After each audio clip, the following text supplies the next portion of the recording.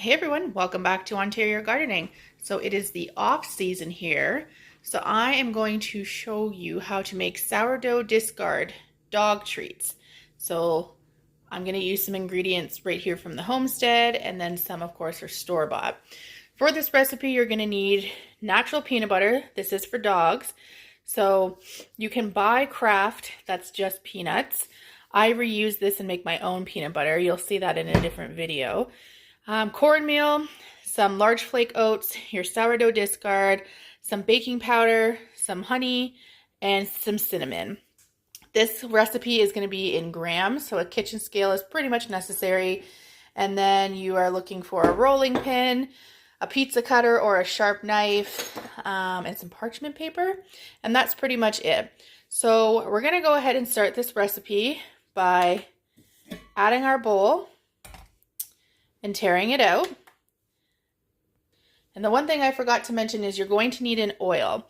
So this is going to be dependent on your preference and the needs of your dog. Some dogs have sensitivities to some oils versus other oils.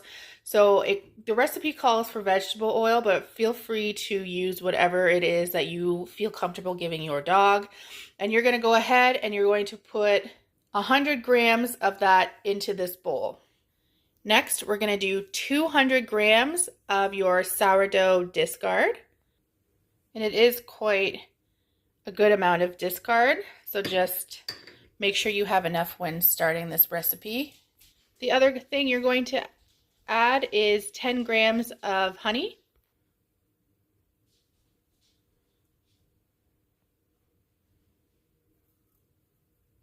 If you do a little bit more, that's fine. It's just going to be a little bit sweeter. And you're going to want to stir in your peanut butter at this point. And of that, you're going to need 150 grams.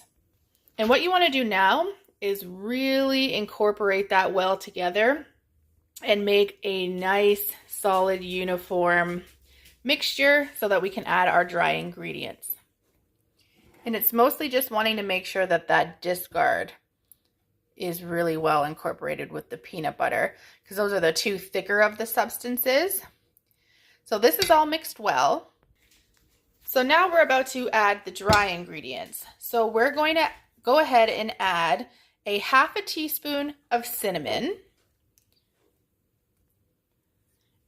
And then we're adding 50 grams of cornmeal. And then the last thing we want to do is we want to add the large flaked oats. And you're doing 100 grams of those. But the reason that they're in this container is we actually need to grind these up to make flour, because this is just not going to work in order to put these in. So you can use a blender, food processor. I've got a magic bullet, so I am just going to put them in there. So I've ground it into a flour, and we're going to go ahead and dump that in as well. And now we are going to stir this together really well until it forms a dough. Now, if you're finding that your dough is a little too sticky to work with, like this is going to be way too sticky to work with. It's not like your typical dry dough that we can roll out.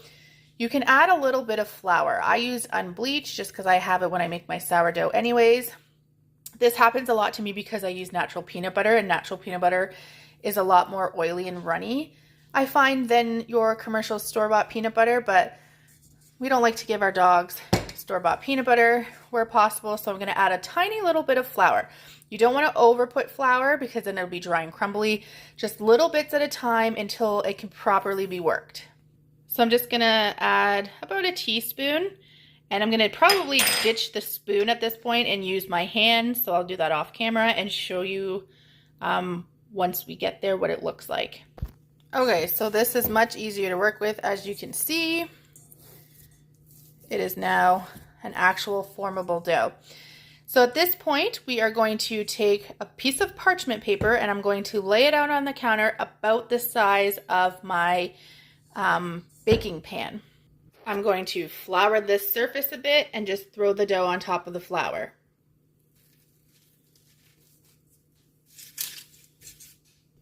Now at this point, I'm just going to flatten the dough out a little bit.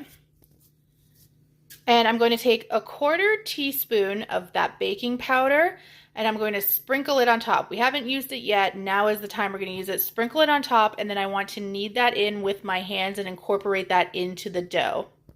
So just going ahead there.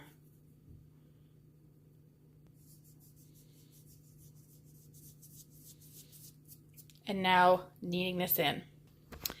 Okay, so now I am going to put another piece of parchment paper on top of this. So this is going to, I learned this trick actually while doing baking this Christmas. I don't know why I have never come across this trick before, because the recipe calls for just rolling this out and cutting it up. But when I was doing cookies with my dough this year, somebody suggested to put another piece of parchment paper on top and then roll it out, because then it's saving your rolling pin from having to have flour all over it, and it's generally just easier. So we're going to try that right now with these. So I've just gone ahead and rolled it out nice and smooth to about the sizes you would do a cookie. I don't know the exact measurement, maybe 1/4 inch, 1/2 inch. And look how easy this is. Why I haven't known this my whole life. I can't believe this is new information. But anyways, at this point, and it doesn't have to be perfect. Like, don't stress yourself out while you're doing it. Your dog is not going to care what the treats look like. Mine personally annihilates them before I even have my hand back. So we're going to use our pizza cutter. And now we are going to cut them into our desired squares or our desired shapes. Mind the camera movement. I am right-handed. I'm trying to hold the camera with my left. But you're usually, and this, you can use a knife for this, but honestly, the pizza cutter is so easy. Look at that. It glides like butter. It takes 2 seconds. I'm gonna finish this. We're gonna go this way. You can cut the shapes based on the size of the dog that you have. We've got golden retrievers in this house, so they're going to be quite upset if we try to give them some tiny little thing. So here we are. Now we're going to transfer this to our baking sheet. We're going to set the oven to 320, and we're going to bake these for 30 minutes. And I'm going to go pop these in the oven. We will see you in half an hour to show you what exactly these are going to look like. And here are the snacks all dried up. They come apart super, super easy. And here they are, all natural. Let's see if the dog approves. You want to try this? Sit down. Oh, what a sweetheart. I think she approves. So I'm just going to store mine in an airtight container. These will last a couple weeks, either on the counter, longer in the fridge. Just keep an eye on them for smell, and if your dog starts turning them away, then they're probably not good.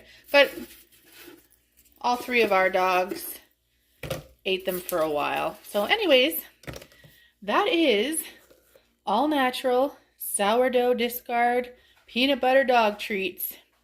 We'll talk to you soon. Bye.